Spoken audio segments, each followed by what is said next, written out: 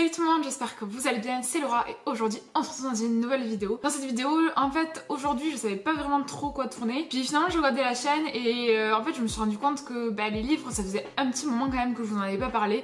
Et plus précisément de mes dernières lectures. Donc c'est ce qu'on va faire maintenant, je vous présente les 3 dernières lectures que j'ai eues. Et pour tout vous dire, dans l'ensemble c'est plutôt des bonnes lectures. Donc on commence avec la toute dernière lecture que j'ai fait. C'est La Maison Bleu Horizon de Jean-Marc Desnos chez Tornada Édition. C'est un livre que j'ai reçu par la maison d'édition et en fait ça faisait un petit moment que je l'avais reçu puisque ça date de novembre et depuis ce temps et voilà hein, il y a eu des voyages, il y a eu une grosse panne de lecture même si on peut dire qu'elle est toujours un peu en cours, ce qui fait que elle se retrouvait sous ma palle noyée et j'ai complètement zappé. Et un jour en retombant sur un vieux carnet où j'avais marqué tout plein d'idées, de choses à faire, etc. pour le blog niveau organisation, on sait que je suis une personne très organisée hein, bien sûr. Ce qui fait que je me suis rendu compte qu'il y avait écrit ce nom avec des millions de panneaux urgents à faire et que j'avais oublié, voilà. Et qu'on est en mai maintenant et que ça fait longtemps. Très longtemps. Donc je m'excuse auprès de la maison d'édition quand même pour avoir mis autant de temps pour le lire. Mais du coup, qu'est-ce que ça raconte? Parce que bon, c'est quand même plus intéressant que mes péripéties. Ce livre, ça raconte l'histoire d'une famille qui est soi-disant hantée. En tout cas, il se passe des choses étranges. Ils entendent des pleurs, les portes se claquent. Enfin, ça fait vraiment très cliché sur les bords. En plus, c'est une vieille maison.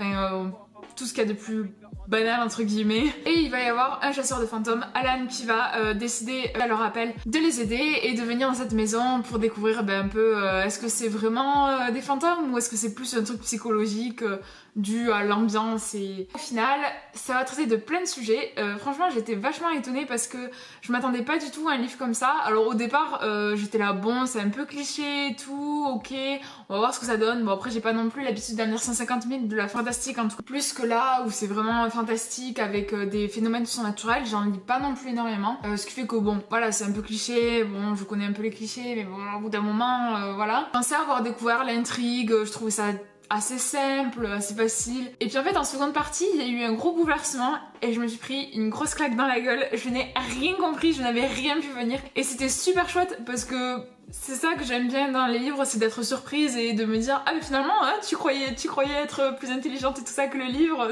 tu croyais ça? Eh ben non, genre voilà pof hein.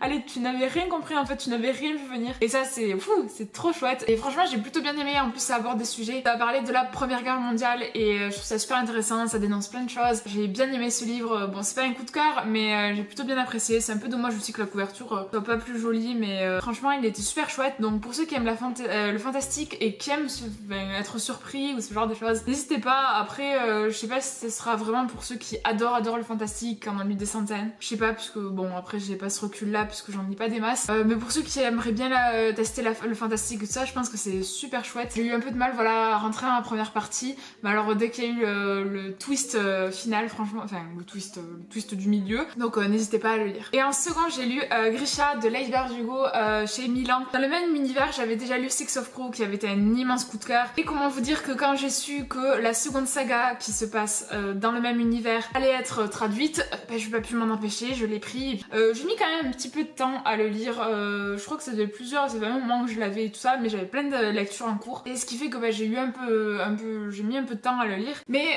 Grisha, bon voilà, je pense que je vais pas répéter ce que j'ai dit dans Six of Crow, c'est un univers fantastique juste génial, ça parle de plein de choses un peu compliquées à rentrer au départ, quand on connaît pas, on peut être un peu perdu je trouve. Bon, ayant déjà lu Six of Crow, j'ai plutôt bien compris. Après c'est des livres qui peuvent se lire indépendamment, on peut très bien commencer par Grisha ou Six of Crow, il y a aucun problème à ça. Il y a aucun problème à commencer par lequel on veut. J'ai moins apprécié celui-là au final. Six of Crow ça avait été vraiment un coup de cœur. Celui-là je l'ai trouvé qu'il avait quand même quelques clichés. Je trouvais ça un peu dommage dans l'ambiance. Je trouvais que c'était pas aussi approfondi parce que Six of Crow quand même c'est quand même un pavasse. Alors que celui-là il fait 250, non 300 pages quand même. Il fait 320 et je trouvais que manque un petit truc, il manquait que ça aille un peu plus loin. C'est un peu dommage, mais après dans l'ensemble c'était une super chouette lecture. Je me suis régalée, je me suis beaucoup attachée au personnage, surtout le personnage principal Alina, parce qu'elle me faisait bien rire et tout ça. On voit un peu les intrigues de la cour puisque ça se passe dans la cour, puisque bon voilà, on va découvrir qu'elle est Grisha, blablabla. Je ne vais pas raconter l'histoire ici. Et comment vous dire en plus qu'un objet pareil dans la bibliothèque c'est juste merveilleux. Voilà, il est magnifique, franchement il est trop beau et je suis super contente de l'avoir. Je vais pas trop tarder à lire sûrement la suite de Six of Crow parce que j'adore cet univers.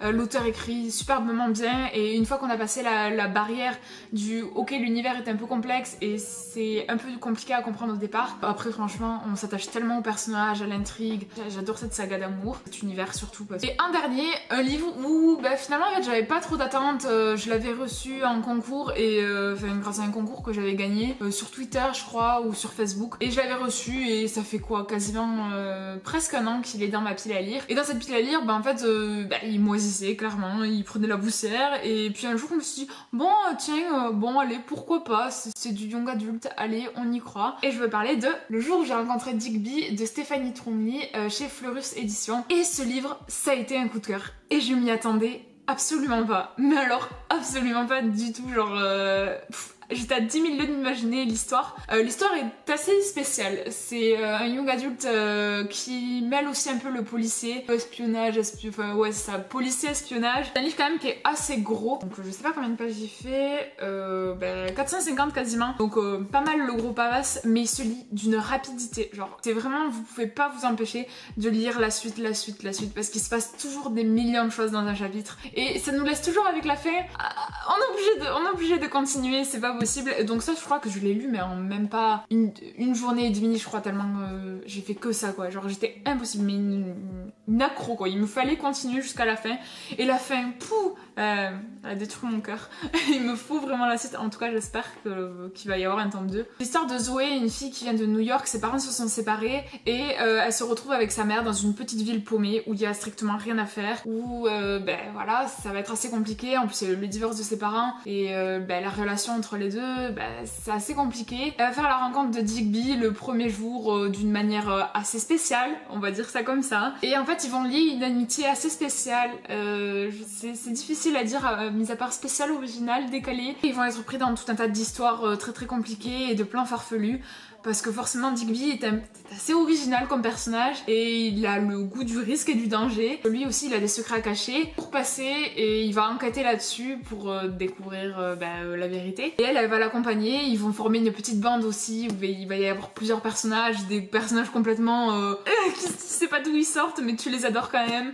Et c'est super chouette, franchement j'ai adoré. Alors c'est vrai qu'il y a quand même un côté assez tiré par les cheveux dans ce livre, des fois c'est un peu surfait, on se dirait c'est pas très crédible, mais en fait l'attachement qu'on a pour les personnages, pour l'histoire, le fait qu'on puisse pas s'arrêter, on passe au-dessus de ça, et franchement j'ai adoré. En fait j'ai pas vraiment d'arguments pour expliquer à quel point j'ai aimé, mais après je pense que ça le fera pas avec tout le monde, c'est assez décalé, c'est original, donc je sais pas à qui le conseiller, juste moi j'ai adoré, j'y allais vraiment sans attente, sans rien connaître du livre, pas vu en fait sur Booktube ou quoi que ce soit, surtout qu'en plus ça fait quand même un moment qu'il est sorti, et à cette époque là quand même je regardais plus de Booktube que maintenant, parce que maintenant en ce moment voilà, c'est un peu la galère. C'est arrivé et c'est tout, voilà, c'était juste trop cool. Mis à part que je vous le conseille, j'ai pas d'autre chose à dire. Et voilà, c'est la fin de cette vidéo. En tout cas, j'espère qu'elle vous aura plu. N'hésitez pas, vous, à me dire quelles ont été vos dernières lectures. Si vous avez lu un de ces 3 livres, parce que c'est vrai que j'en ai pas trop entendu parler, à part Grisha de temps en temps que j'ai vu passer. Le reste, je les ai pas vus beaucoup sur la blogo. En tout cas, vous, n'hésitez pas à me dire, voilà, si vous les avez lus, si ça vous donne envie de les lire, ou si vous avez des recommandations de livresques à me faire. N'hésitez pas à tout me dire en commentaire comme d'habitude. Et n'oubliez pas aussi de liker, partager la vidéo si vous l'avez aimée et à vous abonner pour plus de vidéos. Et moi je vous dis à une prochaine vidéo. Bye bye!